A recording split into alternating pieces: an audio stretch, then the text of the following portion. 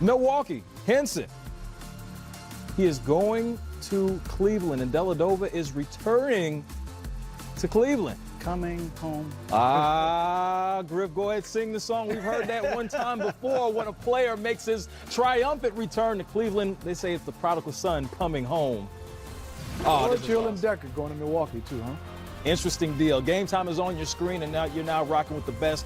Ro Paris running point, and two legends next to me. No elevation needed for the spectacular Steve Smith champion. Well, I appreciate that intro. Oh, of course. And of course, the man who's 10 times out of 10, the smartest man in the room, David Griffin, entering as well.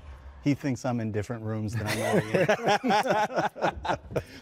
in. I mean, we're sitting in the makeup room. Yeah, we do wear makeup. Sorry to alert you. This breaking news. I'm just playing. But the tweet comes down. This trade comes out. Milwaukee, Cleveland. Griff, I'll start with you. What are your initial thoughts when you see this move? On the makeup room or no? On the actual trade. So I look at this as a good deal for both teams. They're both going to achieve what it is they're setting out to do. Cleveland looking to use next year's cap space to gain assets. They would be back in asset accumulation mode. We've done that before there. And they're brokering contracts that are very team friendly to do that. So by doing what they're doing and moving George Hill is only guaranteed $1 million on a $19 million number next year. So Milwaukee will be able to save almost $18 million in the transaction. And for a team that was where they were relative to the cap and the tax, this sets up being able to both pay their own guys, but maybe have a little bit of room to augment the group moving forward. So I think it is worth the picks they're giving up. Again, a lot of that depends on the pick protection and how it really shakes out.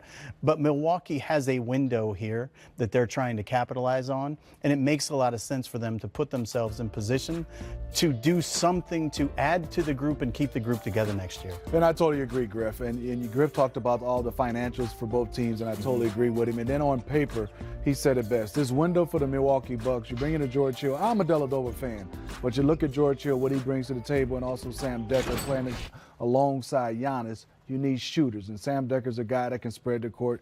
George Hill's a veteran, been around just like Delly, but I think he shoots it a little bit better than Delly on a standstill. So I think Milwaukee achieved what they wanted, and this should be interesting how they fit in. And George Hill, I think, is going to be very interesting, his mindset, because he will be coming off the bench, in my opinion, I think. How will he take that, and will he accept his role? And I think Sam Dekker's will be a great role for him. And how healthy is he, too? Yes. Because a healthy George Hill is a really, really good fit for what Milwaukee's doing, because he can both space the court and create a little bit off the dribble when he's right physically, and they really do need somebody else who can create some penetration. I mean, just looking at this trade on paper, it looks like both teams appear to come out victorious. I mean, do you agree or disagree so far? Yeah, I mean, I would think they do. A lot of it just depends on, again, the quality of the pick that you end up getting back, and that's all based on something that happens in the future. What I really like about it from Cleveland's perspective, and again, this is something that has been an ongoing theme there, when they're receiving the pick, they're putting it out further into the future, because what they're trying to do is bank on whether or not Giannis and Middleton and that group stay together in Milwaukee. If the pick isn't realized until after they leave, that's a potentially really good pick. So if Milwaukee isn't able to keep Giannis deep into the future, now you've got a much more valuable asset. So you just saw George Hill on the screen right there. Obviously, he won't be playing that. That footage was just taken moments ago. He probably got the news, so he's probably going to be exiting Cleveland. Still has on the team attire, though. Look nice. No one will ever mistreat a player more than I did Dion Waiters when we traded him. Dion was from Philly, born and raised, Philly's own. He's getting ready to walk onto the floor. He's already been announced as a starter.